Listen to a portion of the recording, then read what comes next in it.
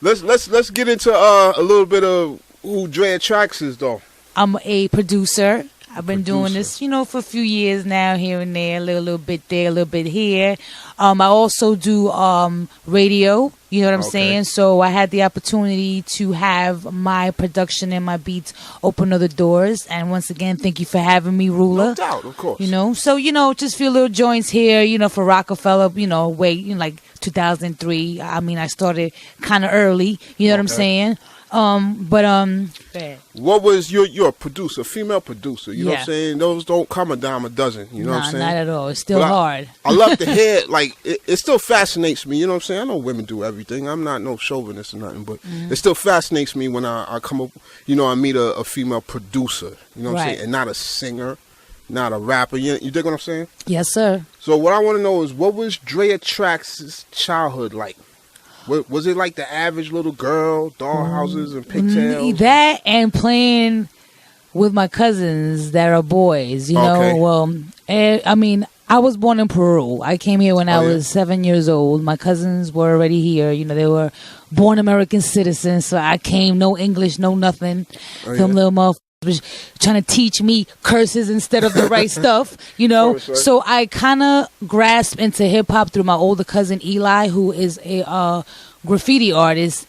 And the first joint I heard was like maybe Public Enemy, you know what I'm saying, I remember vaguely a song called Daha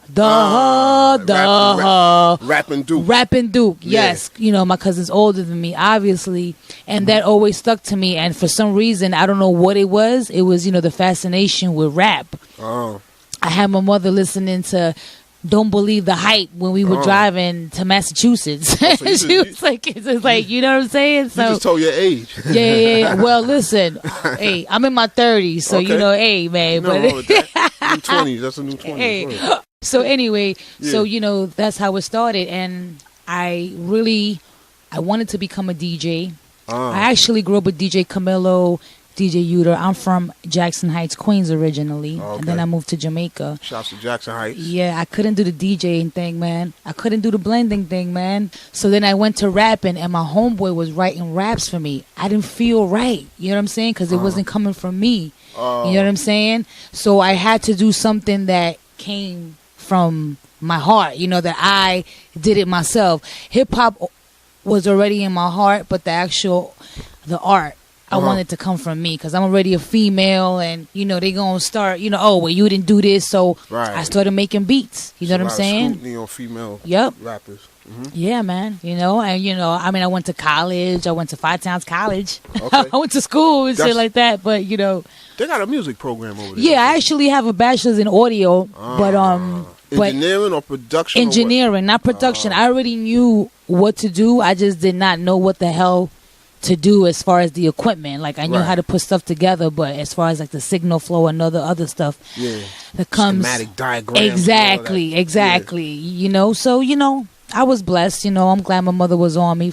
Going to school, whatever. That's a good segue to my next question. Yeah. What's your weapon of choice? Oh, the MPC. Ooh. I stay there, but the MPC 2000 XL. But I'm trying to move on to like like the Renaissance. I play the piano too, by ear, so it kind of helped, Now, when you play the piano, that definitely gives you leverage as a producer. Right. Trust me. Which goes to, the subject in 98 is the first time I ever had a track that was actually published, and it went through Devontae from Jodeci. Now, a lot of people know that Devontae's a producer. He was a part of a lot of the Tupac shit. Yeah. A lot of shit that he did. Right. This is in 98. This is way after Jodeci, but he had to deal with Corrupt from the West Coast, from the Dog Pound. He was working on this album called Corruption. I came at the right place at the right time because they were in Long Island at Music Palace Studio. I saw that on your Instagram. They were working. About corruption. Yeah, I was on that. What? I was on the East Coast CD called I Wanna. I got co-producer credit. You know what I'm saying? But that was when I just started in the game. You know what I'm saying? Like 18, like man, like what the hell, like, you know what I'm saying? So yeah, man. So that's how I got my joint started, and my style is everything. I think.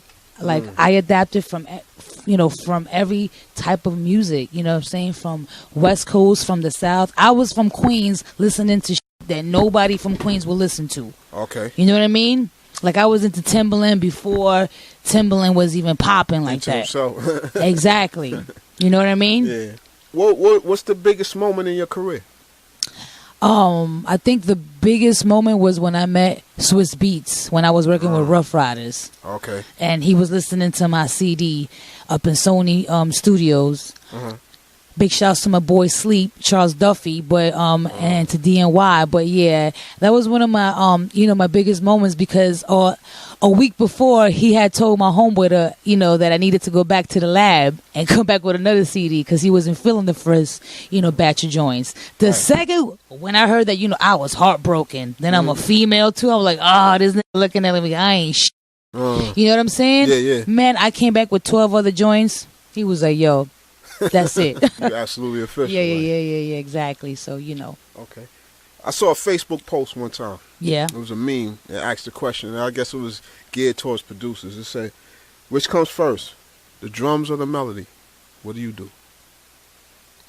I know what I say. My melody. What do you say? My melody. Yeah, the melody, right? Yep. You got to know what that's doing. It depends, though, because if it's sample, well, yeah, that's your melody, right? Yeah. And then you're going to have your drums. I mean, that's how you really, that's how I really do it, even when I'm playing through a keyboard. Right. I come up with the melody first, and then I just go ahead and build around it. It's like, it depends what type of food you're cooking before you figure out what plate you're going to fry the onions or do the rice first, or whatever you want to add. If it's soup, you're going to put it in a bowl. Exactly. Exactly. That's what's up, though, man. Yes, sir. Traxx. Glad to have you here. Thank you. Like Don DeMarco would say like that. All that. So check it out. We're going to be right back after this music, all right? Stress Free Radio, baby. Cooler.